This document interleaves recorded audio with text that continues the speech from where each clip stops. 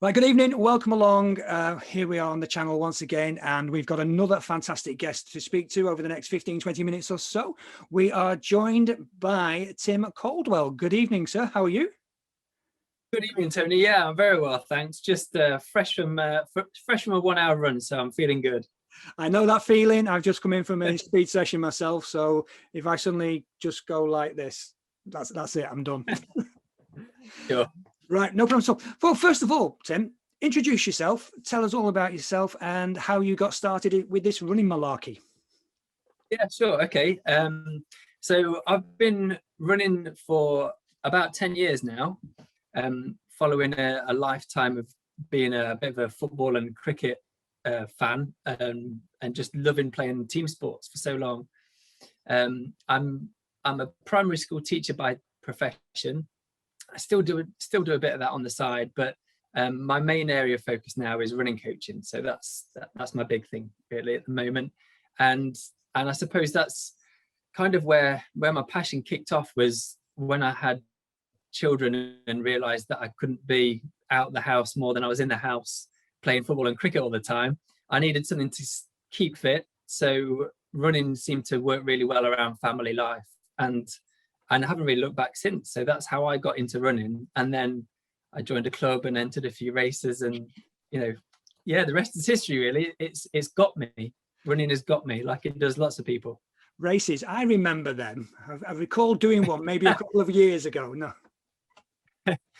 Yeah, to be honest, I'm really looking forward to. I've got one, as fingers crossed it goes ahead. My first one since all of this kicked off is on Bank Holiday Monday at the Boston, UK half marathon. So I'm looking forward to that. Got my race number last week, so I'm looking forward to it. Have they said how they're doing the start? Because I did a 10K last week, and and it was like a rolling start. They were letting people 2 meters behind each other, and then you were just walking down the chute, and then it was running. So it was like a rolling start, which I found really good, because, and I've said this to lots of people, it stops those people who run slowly, who for some reason have to push to the front to start. So you're actually starting with your peers and people who can run at the same speed and the same. Do you know what I mean? It just seemed to be a better rolling start. Have they said how they're tackling this? Yeah, I think it's going to be fairly similar. To be honest, I did, when we had that brief time, I think it was kind of September, October time last year, I did a 10K at Presswold Hall, and they had a similar rolling start, which worked brilliantly. And like you say, there wasn't that issue with people are running at different paces, getting in each other's way or getting annoyed with each other. And they've got a similar thing, it looks like, because they're running a half marathon and a marathon and a fun run on the day. So the marathon's setting off probably about an hour before the half marathon starts, but in lots of different waves, about 10 minutes apart. And I think the idea is that they're going to call people through in batches and set them off at different phase times. So yeah, it looks like they've really thought hard about making sure that it can go ahead. So fingers crossed. Well, it's looking okay for the local events and the regional events, but we'll just mention this: the things like the Great North Run and the London Marathon, where you've got the 40, 50, 60,000 competitors. How are you going to do that as a start if you're trying to stay within COVID social distancing restrictions? Because somewhere like London, if you do a rolling start, they're going to be rolling from 6 o'clock in the morning until 9 o'clock at night. Yeah, you're absolutely right. To be honest, I don't envy them their job trying to work out the logistics of this, even at the best of times, let alone in this situation. Well, me and my friends have been thinking about it a lot and wondering whether or not they're going to end up announcing almost a 48-hour version of London Marathon, where you've got people starting and finishing on the Saturday and on the Sunday. Who knows? But obviously, there's still quite a few months until that time. But I just hope that when we get a little bit closer, that things are just an awful lot easier than they are right now for everybody. Okay, fine, fantastic. Right, so let's focus more on you now. So you said you were a primary school teacher, and then you went into coaching. How was that leap of faith? How did it go? Was it just a decision? Right, this is a cut-off point. We're going from that to that. What was the process of transitioning into becoming a running coach? It was really gradual, I have to say. From a financial point of view, unfortunately, that was the biggest issue for us as a family, was that income's got to come from somewhere. So Initially, I was doing it as coaching on the side, so keeping my full-time job in teaching and then coaching in the evenings, and that got really exhausting quite quickly, and then yeah, I dropped an afternoon a week and then dropped a day a week, and yeah, it got to the point where I couldn't do that any longer, so I decided to hand in my notice. This was March last year. Oh, right. So this is about this is about 2 weeks before things really kicked off with COVID. And to be perfectly honest, while it sounds like probably the worst time to kind of do that, I think if I'd left it a couple of weeks, I wouldn't have ended up handing in my notice, and I wouldn't have made that leap. And who knows whether or not we'd have been in a position for me to ever then do it. So in a way, I feel like it was really good timing. And then since then, I've picked up a couple of supply teaching jobs just on the side, just to supplement as I kind of build my client base up and really kind of work out exactly what areas of running I really want to focus on and develop. So it's been a really interesting and an exhausting year, I can tell you that. So first of all, if anybody wants to get in touch with you and get your help with coaching, how would they do that? So I'm pretty accessible on most social media places. So you find me on Facebook at Tim's Running World, on Twitter at Tim's Run World, on Instagram at Tim's Run World, at LinkedIn. I'm on LinkedIn as well, and I think that's about it. Yeah, I've got a YouTube channel as well, but I think really there's only one video that's been really popular, and that kind of went ridiculous. Really, it went viral in December, which is bizarre because the video had been out there for about 3 years at that point anyway. I don't know how that got picked up. Maybe that's another story, but yeah, so that's really where you can find me, or at timsrunningworld.com. That's my website. So what do you said you're looking at specializing. So what do you specialize in? Is it new runners, or is it taking people from club running to more elite level? What are you dealing with, or what do you want to deal with? Yeah, I tell you what, I mean, that's been really interesting as well, because, you know, when I was really thinking about moving into this full time, my main goal was going to be, right, I really want to help people who want to run a marathon. It's been on their bucket list for a while. For whatever reason, they've never got around to it. I'd really love to help them on that journey, because it's such an amazing journey, not just physically, but, you know, from a self-esteem, a life-changing kind of point of view. It's absolutely magical, in my opinion. And so that's kind of been the thing closest to my heart. And then COVID struck and nothing happened. So really it was just a case of, right, well, let's listen to what people want and kind of adapt and go from there. So right now I'm working with triathletes, first time runners, people who want to break sub 240 for a marathon, all kinds of different people at the moment. And I suppose really that's what I loved about going into teaching initially, was the variety of the job. And so right now, that's something that I'm absolutely loving right now, is working with everybody from wanting to break 5K as a teenager up to, you know, running a 2-day ultra marathon of over 50 miles. So yeah, it's great. I know what you're saying about that. No, they keep saying they're going to run a marathon. I said I was going to run London for 38 years before I actually got around to doing it. So yeah, we get there in the end. So in a way of helping people, you're actually going to be running a live stream Q&A yourself, aren't you, on how to run a marathon, or how to get to run a marathon? Yeah, that's right. So next Thursday, the 27th of May at 8 o'clock, I'll be hosting a 1-hour session. I'll try and keep it to an hour because I know people are busy. And it'll be all about trying to talk about and talk through reasons why running a marathon might be something that you'd really like to do, and good reasons to run a marathon, and maybe not so good reasons to run a marathon. And then a little bit of an insight into how to go about approaching running a marathon. And by that, I'll hopefully be trying to talk through the fact that, in my opinion, it's not great to just be doing it to be able to tick it off and say you've done it, because I think it's not enjoyable then. You know, and I think, you know, if you're going to put that much time and effort into training for it, you really want to enjoy the whole experience and enjoy the day. So hopefully what I share will help people to make sure that happens for them. Fantastic. And one thing we've not touched is your swiftness yourself. So what's your marathon time? So my best marathon time so far is 2:55 officially.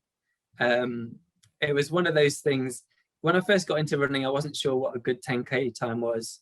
So I Googled it, and apparently 40 minutes was good at the time. So I tried to run under 40 minutes. And then I did the same with the half marathon. You know, what time do people think is a good half marathon time? They said an hour and a half. So I thought, right, well, I'll try and beat an hour and a half. You know, this was way back when I was first getting into it. And then from there, I suppose you then understand and realize how, you know, where you kind of are on that spectrum of speed and whatever else. And so my goal, I've got a place in London. I'm really fortunate to have a place in London this year. And so my goal will be anything that starts 2:40 something I'll be really elated with.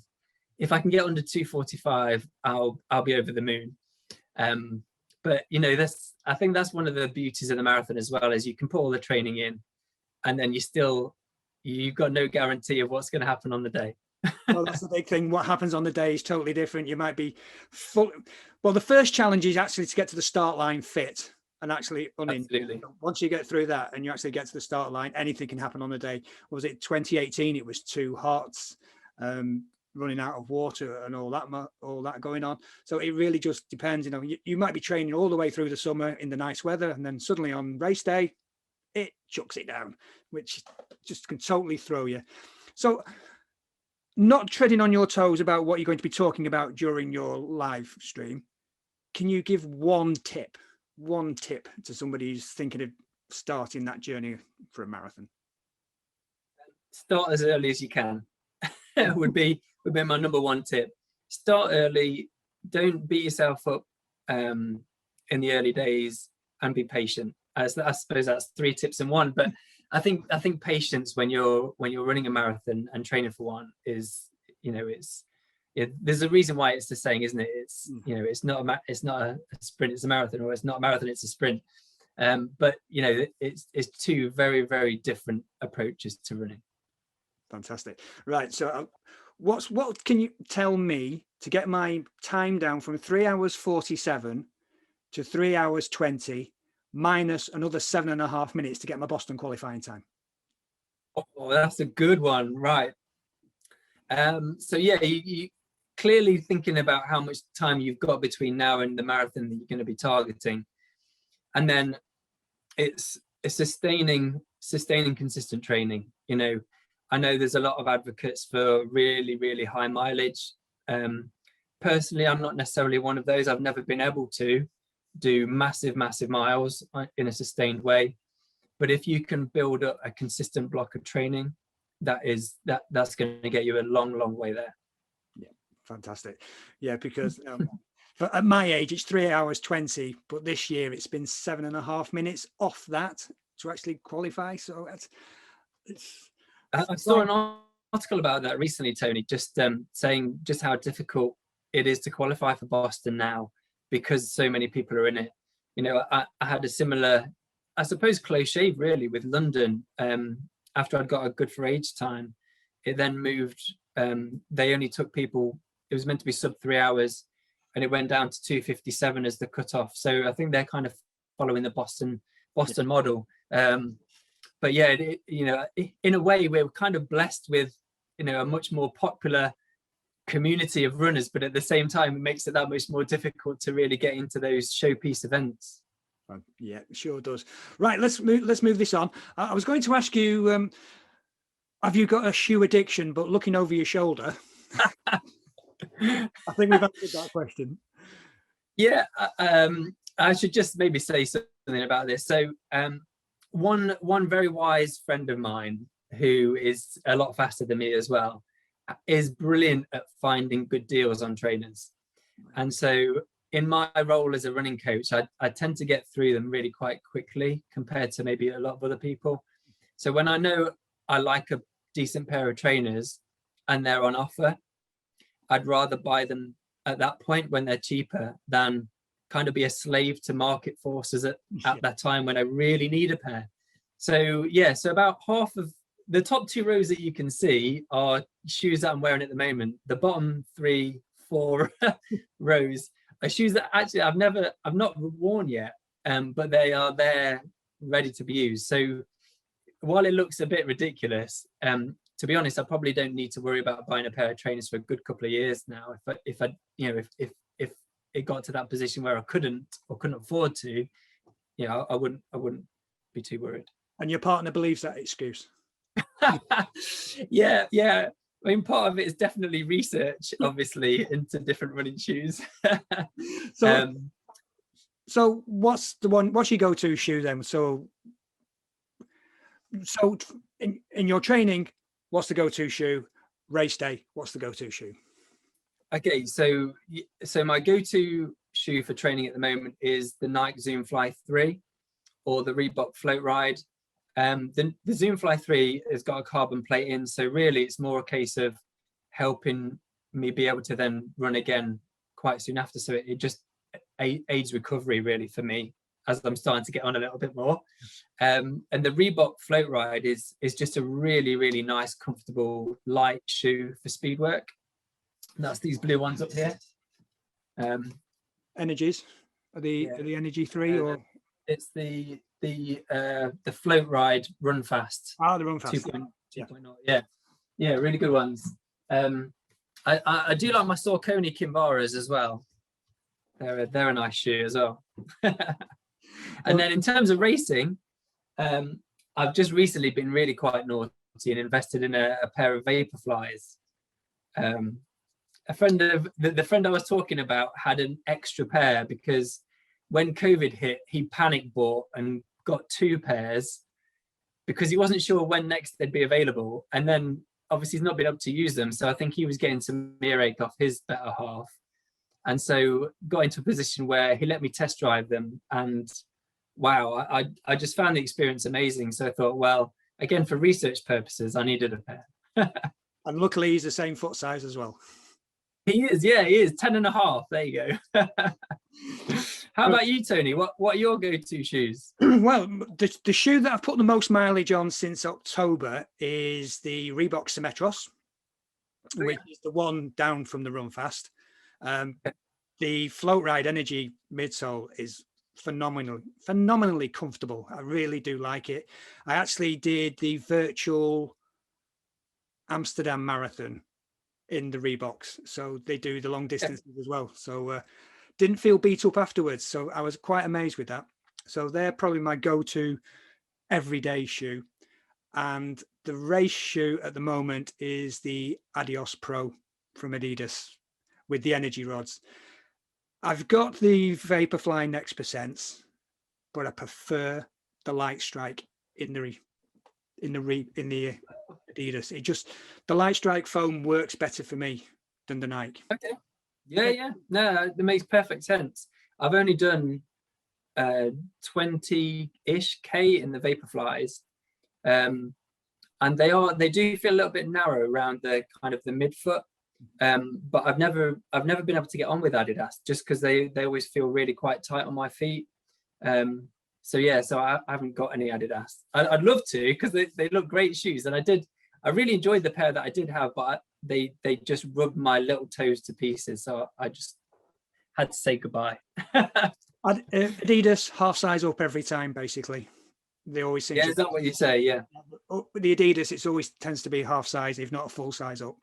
So if you buy from the website, you can always send them back anyway. Good returns policies. Exactly. Some of the brands are really good with that, aren't they? Yeah. You get your wipe on it and take all the grime off as best you can, and then send it back. Yeah, I've not used them. Yep. Right. When they look at your race pictures, hey. Don't send them there. No. Right. So the other thing I got you on is the National Running Show is coming up in July in Farnborough. You're a bit closer than me. Will you be going yourself? Do you know, it's I'm still in negotiating terms with my better half. I'd be there in a flash, and we might be able to make a day trip of it, but we've got all the kids, so that could be tricky. That's called grandparents. Exactly. Yes, it's about time they pulled their weight. They've had a COVID excuse for far too long. Well, no, if you go down to Farnborough, you can send her off into London for the day. She'll have a fantastic time. Oh, she would. She'd have a great time buying things there. I'd have a great time buying Flapjack and trainers at the running show. Well, you've done it now. You've done it. Every time you speak to somebody who's been to the running show, Flapjacks comes out of their mouth. You know, it's flapjackery is. Oh, it's got something in it. It must have something in it. I tell you what, it's brilliant. It's definitely one of the highlights, apart from all the speakers there. I remember the first time they turned up, I think it was the very first running show, he'd sold out of all his Flapjack by lunchtime on the Saturday, had to drive back down to Cornwall to get a new load, came back and sold that Sunday morning. And then I think it was a race against time to try and get another load back for the Sunday afternoon. And he couldn't believe it. Yeah, there's nothing like a running community to get food down the May. And it's not all about Flapjack and speakers. There's plenty of other people there as well. Some fantastic exhibitions. And you can always come away with a bargain or two as well. Even in shoes, there's plenty to go at, isn't there? Yeah, I mean, it's an absolute runner's paradise, you know, in terms of any kind of kit wants or needs they've got, but also the gadgets, the watches. There's lots of brands there for the watches. Novelty racing vests as well from places like Scimitar, really, really popular. And what I really like about what they did last year, and they seem to have done it even better for this forthcoming event, is having loads of different zones for activities that people can do. So they can have the gait analyzed, they can look at different running strength exercises. There's a kids zone, there's a trail and an ultra zone. So, you know, whatever kind of runner you are, I think there's definitely something there for you. If I remember correctly, in Birmingham last year, before all this happened, there was a massive screen that was running Swift, wasn't there? Is that yes, they were. Yeah, they were. They were. Before I remember. There was a massive screen with 2 treadmills in front of it. I found that fascinating, and then I went ahead and bought Swift. So yeah, it does this to you. Not only do you buy loads of Flapjack, you buy lots of gear that you don't really need, but you need to invest in it anyway. And it's also good for samples, isn't it? You know, trying different forms of nutrition, because again, being a specialist in marathons, you know all about getting the fueling right. Some things work for some people, other things don't. So the running show is a good place to actually try these things. Yeah, it's brilliant for that. And, you know, on top of that as well, something I'll have to confide, Tony, I need to tell someone about this. I don't know if you've seen the continuous glucose monitoring thing that's been going ahead with the back of your arm. Elliot Kipchoge wore a little patch at the NN Marathon Majors Olympic Trials. Anyway, that's kind of been promoted by Abbott. And so this morning I thought I'd take the plunge and make myself a bit of a guinea pig. So I'm going to try one of those 14 days and see what kind of data it comes up with, and see if it is actually helpful in any way. But all those kind of, you know, cutting edge things, you know, you see those kind of things come through at the running show. And I think probably the thing that I look forward to most, apart from everything that we've already talked about, even the Flapjack, is just being able to see lots and lots of people who are like-minded and make me realize that I'm not weird. And you know, because as a runner, there's such a great online community, but actually seeing those people in the flesh and having a proper conversation is just such a nice, rewarding experience as well. Yeah, and then there's lots of people that are taking money from you as well when you suddenly find yourself that you've registered for the Valencia Marathon or something. Yeah, I tell you what, that's probably the best reason for my partner to come with me, because otherwise I'm going to come away from that and we're going to need to book so many plane tickets. It would just be unreal. Have you seen this one? It's Disney. We're going there. Yeah. You said you've always wanted to go to Disney. Well, you have a look. I'm just going to run around the place. Exactly. Yeah. I think we'd both enjoy ourselves best then. Yeah, we're having a laugh and a joke about it, but literally Disney are there promoting their marathons in Florida and in Paris. And I think I remember seeing Chester Marathon were there promoting, and some Eastern European ones as well. There's plenty to do and see in the day. And you mentioned trying earlier on trying to find somewhere for the kids to go. It is kid friendly as well. We must stress that, you know, we're having a laugh at a joke about putting our own kids to the grandparents, but the actual running show itself is child friendly, and there's plenty there for them to do. Yeah, definitely. 2 years ago, our little one was, gosh, he would have been about 3 months old, maybe a little bit more than that. We took him round, and actually, you know, to be honest, if they'd had a creche, they'd have had loads of babies because there were loads of people there with babies. And yeah, there's stuff for slightly older kids now as well, which is brilliant. Actually, little mini race tracks for them to have a little go on, and like an adventure course, like with scramble nets and all kinds of stuff last year. Yeah, I remember going looking at a stall, and when I came back, the 8-year-old granddaughter was hanging from some monkey bars somewhere. Yeah, that's right. That's right. Yeah, I think I had to be told that I wasn't allowed to go on them. Fantastic. Right, Tim, thank you very much indeed for your time tonight. It's been an absolute pleasure talking to you. So once again, could you remind, edit. Once again, Tim, can you remind us how people can get in touch with you should they need your advice? Yeah, absolutely. So my website is timsrunningworld.com, or you can find me if you look for Tim's Running World on Facebook, or search me on LinkedIn, Instagram, or Twitter. You'll find me in any of those places too. Fantastic. Tim, thank you very much indeed for your time tonight. It's been an absolute pleasure. Thanks ever so much for having me, Tony. This time has flown by. Really appreciate you inviting me on. Thanks a lot. No problems.